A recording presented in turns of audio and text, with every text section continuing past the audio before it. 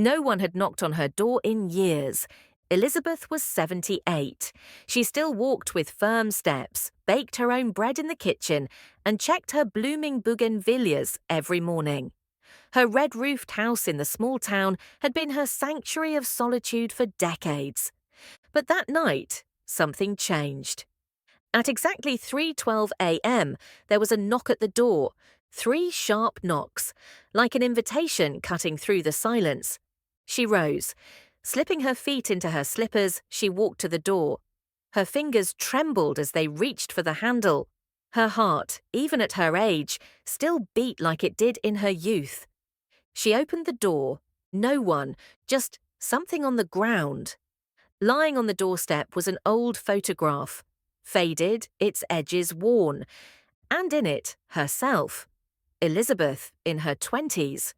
The year was unmistakable. The style, the colours, the hairstyle. It had to be the mid-1970s. She was sitting on a porch she didn't recognise, a house she had never seen, smiling. There was only one thing written on the back of the photo: March 12th, 1974.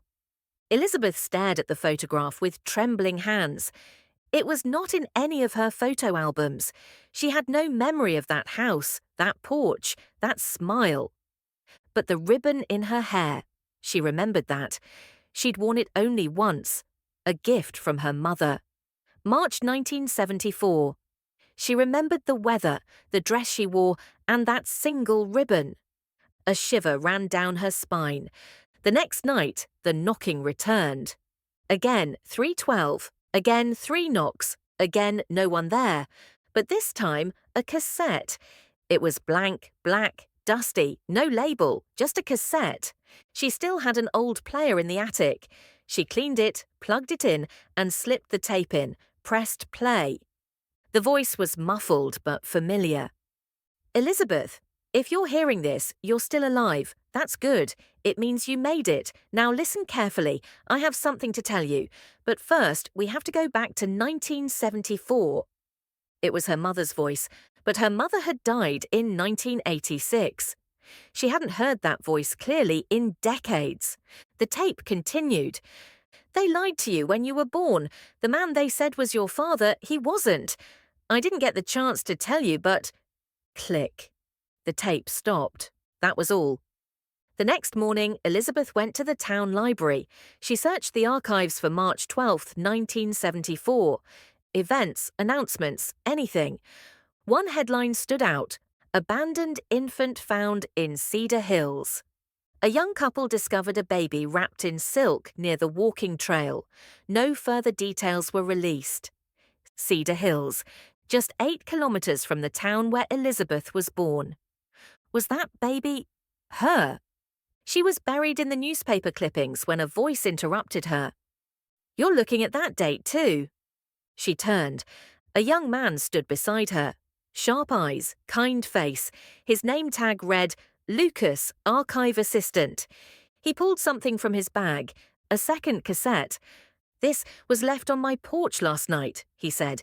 It had your name written on the back. Elizabeth's breath caught. They played it in the quiet corner of the library. This time the voice was clearer. Elizabeth, we knew you were that child. When they found you, you were barely 3 weeks old. They gave you to us to protect you. Because your real mother, she had to disappear. Elizabeth's hands went cold. The voice continued, She didn't abandon you.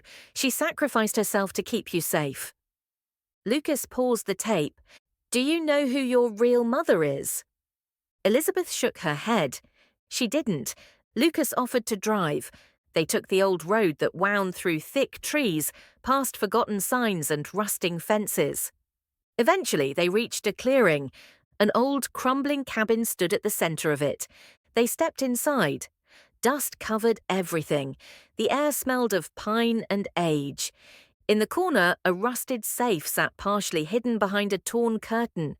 Etched on it, E.H. Elizabeth Harker. They pried it open with effort. Inside, baby clothes, a woman's photograph, and a letter sealed in a faded envelope. Elizabeth opened it carefully. Excerpts from the letter.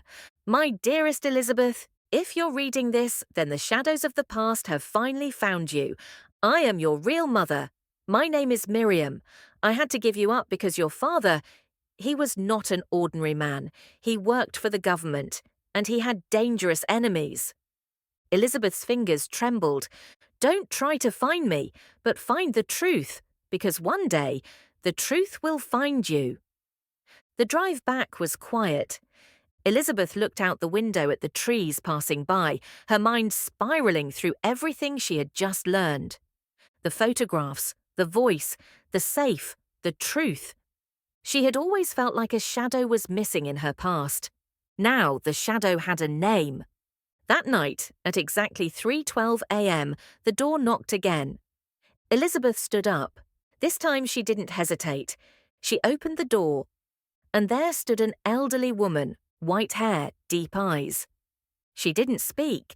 She simply handed Elizabeth a small envelope, then turned and walked away into the dark. Elizabeth opened the envelope. Inside, a small note. Do you recognize me? Now you know everything you need to. It's your turn now. Elizabeth sat down in her chair, the note in her lap.